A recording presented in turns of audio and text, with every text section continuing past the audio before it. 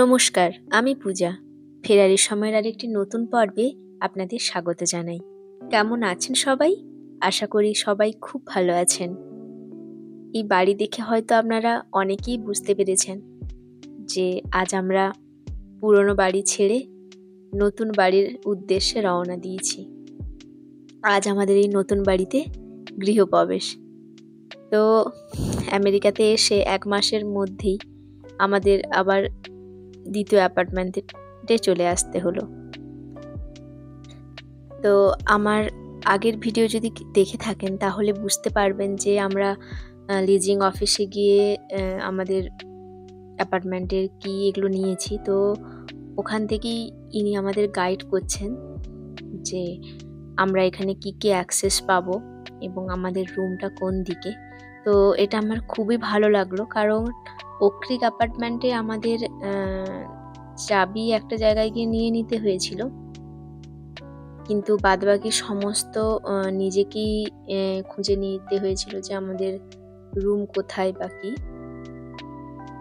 তো ভেতরে ঢুকেই এটা আমার খুব ভালো লাগলো যে খুব সুন্দর একটা সুইমিং পুল রয়েছে। ওক্রিক অ্যাপার্টমেন্টেও রয়েছে, মানে রয়েছিল আমরা শুনেছি, কিন্তু আমাদের অ্যাপার্টমেন্ট থেকে ওটা একটু দূরে ছিল, ওই জন্য কখনোই দেখতে যাওয়া হয়নি। কিন্তু এটা মনে হচ্ছে আমাদের রুম থেকে একদমই পাশে হবে। তো চলুন তাহলে রুমের দিকে যাওয়া যাক।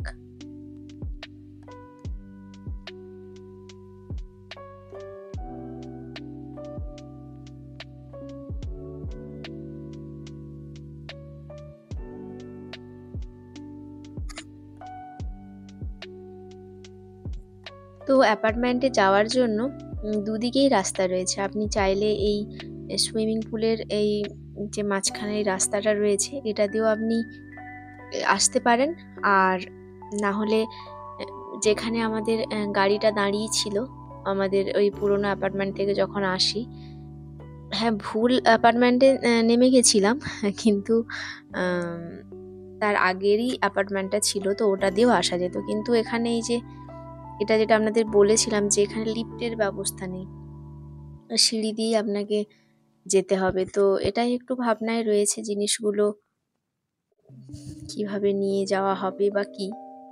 যাই হোক, সেটা কিছু করার নেই, সেটা ম্যানেজ করে নিতে হবে। তো উনি আমাদেরকে আমাদের রুম পর্যন্ত নিয়েই এসেছেন। তো বাবাই আমাকে বলছে যে তুমি রুমটা খুলে ঢোকো। আমি বললাম না, ঠিক আছে, তুমি বাড়ির মালিক, তুমি আগে গৃহপ্রবেশ করো। তো যাই হোক, আমরা রুমের মধ্যে তো প্রবেশ করলাম, যেটা নিয়ে আমি খুবই মানে ভাবনায় ছিলাম, চিন্তায় ছিলাম যে রান্নাঘরটা কেমন হবে বা কি ব্যাপার, ঠিকঠাক বড় স্পেস আছে নাকি। তো দরজা খুলে ভেতরে ঢোকার পর দেখছি ডান দিকে বেশ বড় একটা রান্নাঘর। তো যেটা দেখে মনে মনে খুব খুশি হচ্ছিলাম যে বাহ, মেয়েদের তো জানেন অনেকটা সময়, মানে যারা বিশেষ করে বাড়িতে থাকেন তাদের অনেকটা সময় রান্নাঘরে কেটে যায়। তো সেটা যদি একটু খোলামেলা হয় তাহলে আর মন্দ হয় না, কাজ করতে অনেক বেশি সুবিধেই হয়। আগের অ্যাপার্টমেন্টের রান্নাঘরটা তো দেখেছেন, একটু ছোট, কিন্তু এই রান্নাঘরটা বেশ বড়, এবং সামনে হয়তো এই রুমটাতে দেখবেন যে কোনো রকম জিনিসপত্র নেই, পুরোই খালি। তো আপনাদের তো বলেছিলাম, তো এটা একটা ছোট্ট রুমের মতো, আপনি স্টোর রুম, আপনার যেটা ইচ্ছে আপনি সেইভাবেই এটা ব্যবহার করতে পারবেন। সেটাও বেশ বড় রুমটা, সঙ্গে ওয়াশরুমটাও বেশ বড়।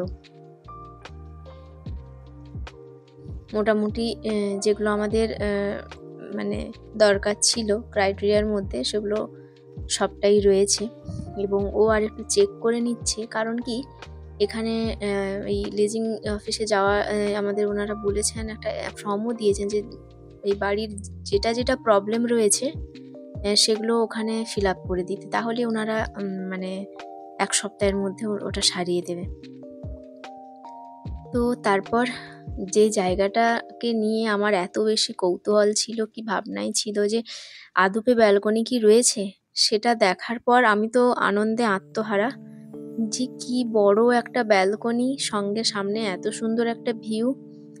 তো এই ব্যালকনিতে এসেই আমার যেটা মনে হচ্ছিল যে আমি কত গাছ লাগাতে পারবো, সেই জন্যই ওকে ডাকতে গেছি যে তুমি আসো আগে, দেখো যে কত বড় ব্যালকনি, কি সুন্দর রোদ পড়েছে। যেমন আমাদের প্ল্যান ছিল আমরা গাছ লাগাবো, সেরকম লাগাতেও পারবো, কারণ রোদ পড়ে। আর আমি বাবাইকে বলছিলাম যদি কাঁচা আম পাই তাহলে বেশ আম তেল বানানো হবে। তো ওটা শুনে হাসছিল যে বাড়িতে ঢুকতে পারলে না, তার মধ্যে তুমি কি বানাবে কি করবে, তাই তোমার প্ল্যান হচ্ছে। তো খুবই সুন্দর, অনেক বড় একটা ব্যালকনি, খুবই ভালো লাগছে। মানে এগুলো আমাদের মানে প্ল্যানে ছিল যে যদি হয় তাহলে গাছ লাগাবো, তো সেটা হয়তো আগামীতে হতে পারে। তো এসিটা দেখে আমিও একটু অবাক হয়েছিলাম যে এসি দিয়েছে, তারপরে এখন তো অনেকটা গরমও, মানে দুপুরবেলা প্রায় 32-33 ডিগ্রি টেম্পারেচার মতো উঠে যাচ্ছে, তো ওই জন্যই হয়তো ওনারা এসিটা দিয়েছেন। তো যাই হোক, চলুন রান্নাঘরটা একটু আমিও ঘুরে দেখি, সঙ্গে আমার সাথে আপনারাও ঘুরে দেখবেন।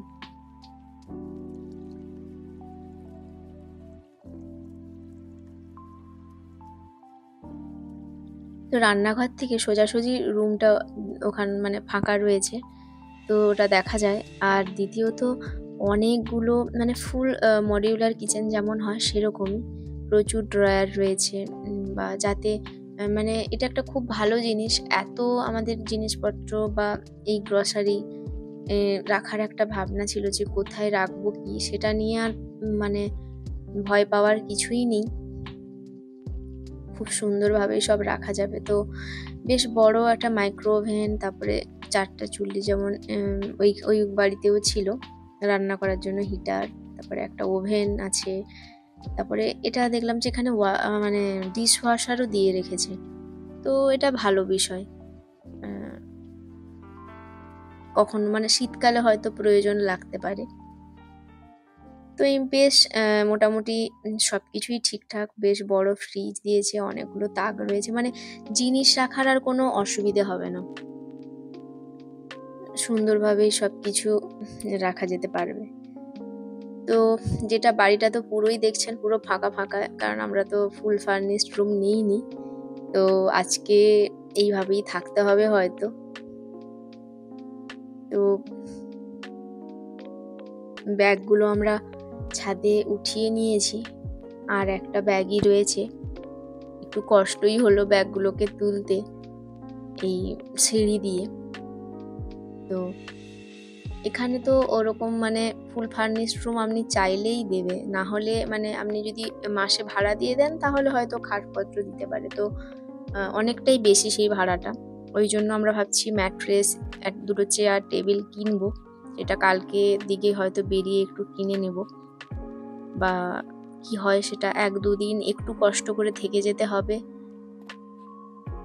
কিছু করার নেই। মানে আমরা আমার পুরোনো ভিডিওগুলো দেখলে বুঝতে পারবেন যে প্রায় গত সপ্তাহের সব দিনই শপিং মলে গিয়েছি ম্যাট্রেসের জন্য, বালিশের জন্য, কিন্তু কোথাও কোথাও হয়তো দামটা এত বেশি নিতে পারিনি, বা আউট অফ স্টক। তো এই জন্য একটু মানে সমস্যায় পড়েছি, নাহলে আমাদের ভাবনাই ছিল। আর যতবারই ওয়ালমার্টে মানে অনলাইনে অর্ডার দিয়েছি ততবারই ক্যান্সেল করে দিয়েছে, সেটা কেন করেছে জানি না। তো নাহলে আমাদের প্ল্যান ছিল যে ওইভাবে অনলাইনে নাহলে অর্ডার দিয়ে দিলে রুমে চলে আসবে। তো রুমে অনেকক্ষণই হলো জিনিসপত্র সব নিয়ে নিয়েছি, কিছু জিনিস খুলেও রেখে দিয়েছি, রান্নাঘরের যা জিনিসপত্র। তো ইনি এসেছেন এই ওয়াইফাই লাগানোর জন্য। এখানে তো মানে ওয়াইফাই না থাকলে খুবই সমস্যা, মানে সমস্ত রকম যোগাযোগই মানে বিচ্ছিন্ন একরকম। তো উনি এসে সেই ওয়াইফাইটি সেট করছেন, আর আমি জিনিসপত্র আসা মাত্রই বের করে দিয়েছি। একটা সুবিধে হয়েছে কি, আমি কোন ব্যাগে কি ভরেছিলাম সব লিখে নিয়েছিলাম, তো ওই জন্যই সুবিধে হয়েছে। তো উনি লাগিয়ে দিয়ে এটা চলে গেছেন। চলুন একটু নিচ থেকে ঘুরে আসি। তো যে ভুলটা করেছিলাম এই অ্যাপার্টমেন্ট চেঞ্জের সময়, সেটাই আপনাদের দেখাবো। অবশ্য যদি আমার আগের ভিডিও দেখে থাকেন তো সেটা দেখলেই বুঝতে পারবেন কি বলতে চাইছি। তো অ্যাপার্টমেন্টের রুম মানে পুরো দেখুন, যে বাইরের স্ট্রাকচারটা একই রকম, কিন্তু আমি যেটা দেখে চিনতে পেরেছিলাম যে ওই অ্যাপার্টমেন্টটার ওই মাঝখানটাতে মানে গোলাপ গাছ ছিল না, আর ওই কোণের দিকটাতে আমাদের রুম। এবার এই বাড়িগুলো তো সেই পুরোনো দিনের মাটির বাড়ির মতো, দেখুন সেই যেরকম মাটির বাড়িগুলো হতো, চারিদিকে বারান্দা, মাঝখানে একটা ভেতর বাড়ির মতো, সেরকমই। তো ঢুকেই যেটা আমি খুঁজছিলাম যে না এটা হবে না, কারণ মাঝে একটা গোলাপ গাছ ছিল, আর যেটাতে ভুলে ঢুকে গেছিলাম সেটাতে এমনি গাছ ছিল, গোলাপ গাছ ছিল না। তো যাই হোক, এই ছোট্ট গোলাপ গাছটি আমাদের অ্যাপার্টমেন্ট চিনতে সাহায্য করেছিল। তো চলুন রুমে যাওয়া যাক।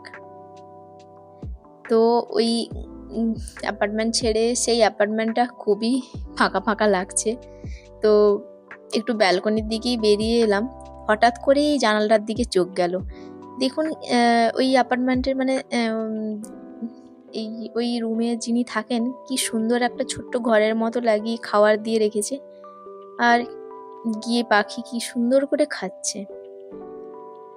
তো এখন বিকেলবেলা একটু মানে কাজ রয়েছিল বলে বেরিয়েছি, পাশে এই কোথাও শপিং মল বা কোথাও নয়, এমনি একটু কাজ ছিল বলে পাশেই গেছিলাম। তো চলুন বাড়ি ফেরা যাক।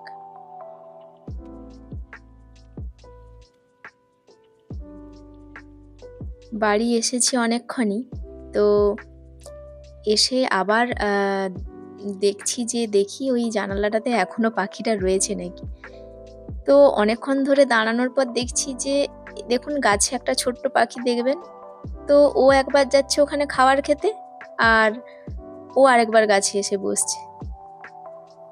তো যিনি মালিক খুবই ভালো কাজ করেছেন, মানে খাবার রেখেছেন, কি সুন্দর পাখিগুলো খাচ্ছে। আর এই যে ছোট্ট ঘরটা, এটা হলো আমাদের লন্ড্রি রুম। পরে এটা নিয়ে আপনাদের একটা ভিডিও করে দেখাবো যে এখানের লন্ড্রি রুমটা আর কি সিস্টেম বা কি রয়েছে। তো মোটামুটি অ্যাপার্টমেন্টের চারিদিকটা ছোট ছোট গাছপালা এগুলো রয়েছে, খুবই দেখছি পাখি মানে এই গাছগুলোতে রয়েছে, বা সারাক্ষণ একটা কিচিরমিচির আওয়াজ, বা এই নিচে ছোট্ট বাগানটাতে অনেক ধরনের ফুল হয়েছে। মোটামুটি পরিবেশটা অন্যরকম, মানে দুটো অ্যাপার্টমেন্টের পুরো অন্যরকম। সেখানে তো পাশের রুমে মানে কে থাকতো বোঝার উপায় নেই, এখানে সেরকম ব্যাপারটা নয়।